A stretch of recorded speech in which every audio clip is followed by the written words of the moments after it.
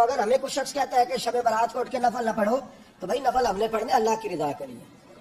ہمیں کسی بندے سے ڈگری لینے کی ضرورت نہیں. نہ تو ہمارے اور رب کے درمیان معاذ اللہ کوئی وسیلہ ہے کہ تو کہے گا تو پڑھیں گے, جب دل کرے گا پڑھیں گے, اور جتنے دل کرے گا پڑھیں گے. ہم تو نفل کہہ رہے ہیں اس کو. ہم نے کب کہا ضروری ہے جو عشاء پڑھ کے سو جائے فجر تک سویا رہے, ہم اس کو گناہگار نہیں کہہ رہے, لیکن یہ ضرور کہیں گے کہ گولڈن چانس مس کر دیا اس نے چانس مس کیا. یہ تو اللہ کی رحمت کا موقع تھا. حضرت سیدہ عائشہ صدیقہ رضی اللہ تعالیٰ عنہ ارشاد فرماتی ہیں کہ شعبان کی 15ویں رات تھی, یعنی شب برات کی رات. فرماتی ہیں شعبان کی 15ویں رات تھی, میں نے اچانک نظر ڈالی تو حضور میرے بستر میں تھے. پھر میری نظر پڑی تو حضور نہیں تھے. میرے دل میں گمان آیا, خیال آیا کہ شاید کسی اور زوجہ کی طرف حضور کا میلان تباہ ہو گیا ہو, وہاں تشریف لے گئے ہو. فرماتی میں اٹھی باہر گئی تو نبی کریم علیہ السلام جنت البقیع میں تھے, قریب ایک جگہ پہ. حضور دعائیں مانگ رہے تھے. فرماتے میں گیا تو حضور فرمانے لگے ابو بکر کی بیٹی تو نے کیا گمان کیا کہ اللہ کا رسول تیری حق تلفی کرے گا؟ عرض کی حضور آپ مالک ہیں, کہیں اور جانا چاہے تو میری طرف سے پابندی نہیں. کہتی وہاں کھڑے کھڑے میرے رسول کریم نے بیان فرمایا. یہ ترمذی کے لفظ ہے. حضور نے فرمایا عائشہ یہ شعبان کی 15ویں رات ہے. مدینے میں سب سے زیادہ بکریاں بنو کلب کا قبیلہ پالتا تھا. فرمایا آج کی رات بنو کلب کے قبیلے کی بکریوں کی تعداد کے مطابق اللہ میری امت کے لوگوں کی بخشش فرما دے. یہ وہ رات ہے. جناب عائشہ صدیقہ رضی اللہ تعالیٰ عنہ نے بات رات کو سنی تنہائی میں نبی پاک سے. رات کو تنہائی میں حضور سے سنی. سویرے جناب عائشہ نے کل امت کو بتائی. اگر یہ بات اہمیت والی نہ ہوتی تو بی بی صاحب آگے روایت کرتی, یہ کتابوں میں آتی, یہ لوگوں کو بتاتی. حضرت عائشہ نے روایت کیا اور مولا علی شیر خدا نے تو کھل کے کہا. ابن ماجہ میں حضرت علی سے پیار کرنے والوں کے لیے الگ عنوان. مولا علی نے کھل کے فرمایا شعبان کی 15ویں رات کو رات عبادت کرنا اور سویرے روزہ رکھنا. حضرت علی کے لفظ بھائی نہیں سیاستہ میں, رات کو عبادت کرنا, دن کو روزہ رکھنا. ویسے تو رب کریم ہر روز تہجد کے وقت پہلے آسمان پر نزول اجلال فرماتا ہے اور لوگوں کو فرماتا ہے کوئی بخشش مانگنے والا. اور فرمایا ہر روز تہجد کے وقت یہ اعلان ہوتا ہے, پر شب برات کو نا شروع رات سے یہ اعلان شروع ہو جاتا ہے. ادھر دیکھو میری طرف, مغرب سے اعلان شروع ہو جائے گا. اللہ کرے آپ کو سمجھ آئے, اللہ کرے آپ کو. اور بھائی یہاں بات لوٹ سیل لگ جائے, یہاں ابھی سیل لگ جائے, 5000 والا جوڑا 1500 میں, تو رش ختم ہوگا.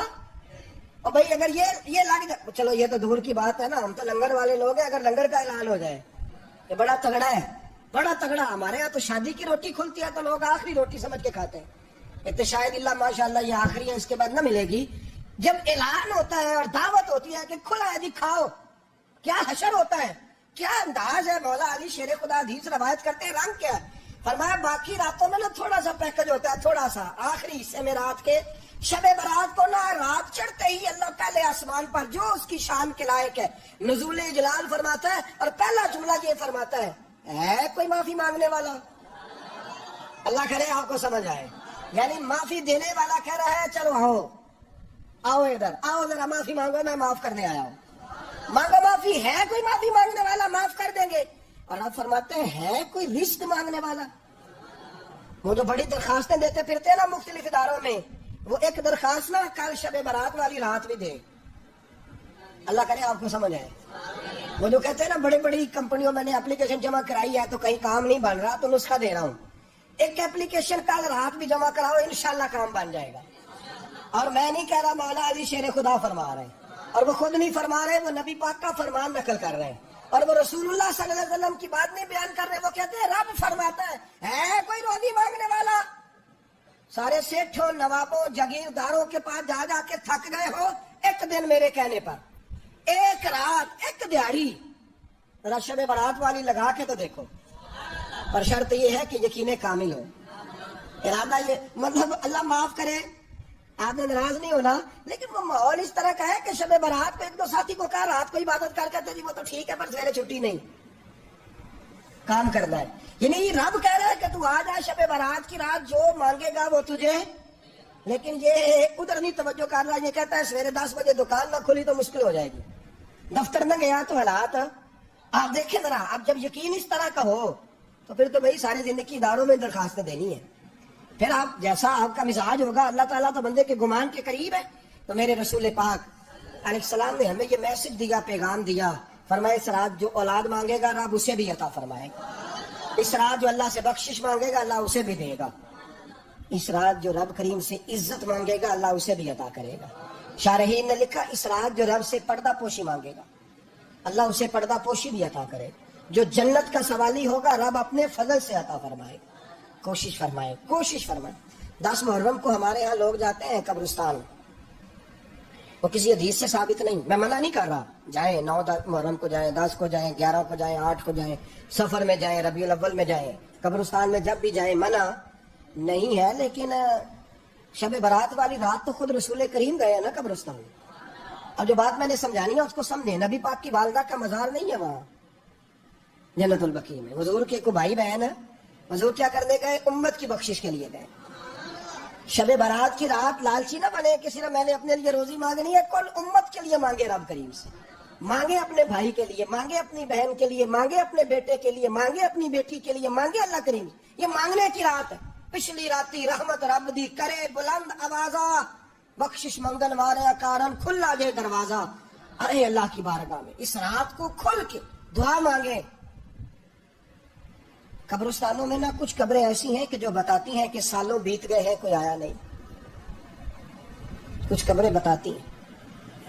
کچھ بڑے قبرستان بڑے شہروں میں ایسے بھی ہیں کہ جن کا گورکن کہتا ہے کہ مجھے کمیٹی نے کہہ دیا ہے جہاں 4-5 سال کوئی نہ آئے وہاں نئی قبر بنا دیا کرو. وہاں نئی قبر بن جاتی ہے معاذ اللہ. او بھائی کچھ ہیں ایسے، کچھ ہیں. یہ جائے نا اکبر بادشاہ یہاں لیٹا ہے لاہور میں، شعر لکھا ہوا ہے بر مزارے ماں غریبا نے گلے پروانہ سوزز نے صدائے بلبلے.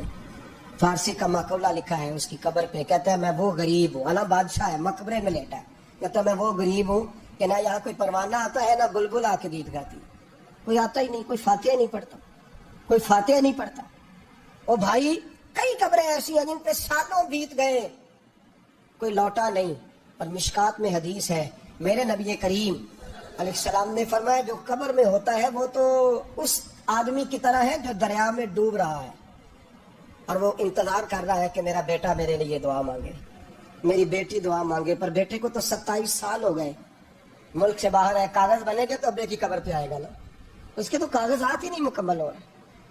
وہ بیٹے کو تو مشکل ہے بڑی، وہ تو کاغذات نہیں بن رہے. وہ تو دولت کا مطالبہ پورا ہوگا تو جب ہی وہ کام ہوگا نا.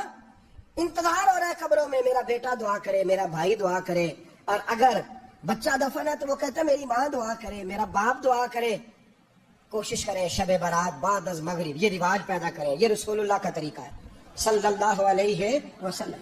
قبرستان میں جائیں اور جا کر کے وہاں اللہ تبارک و تعالیٰ سے دعا مانگیں کہ یا اللہ جو اس قبرستان میں لیٹے ہیں وہ بھی، اور جو آج تک کلمہ پڑھنے والے دنیا سے گئے وہ بھی، اور جو قیامت تک جائیں گے وہ بھی. اے اللہ تو سب کی بخشش فرما دے.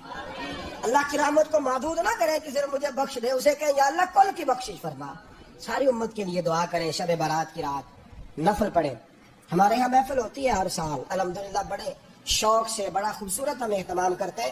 لیکن میں اکثر دوستوں سے کہا کرتا ہوں کہ جن کو اکیلے میں نفل پڑھنے میں مزہ ہے وہ اکیلے میں پڑھیں.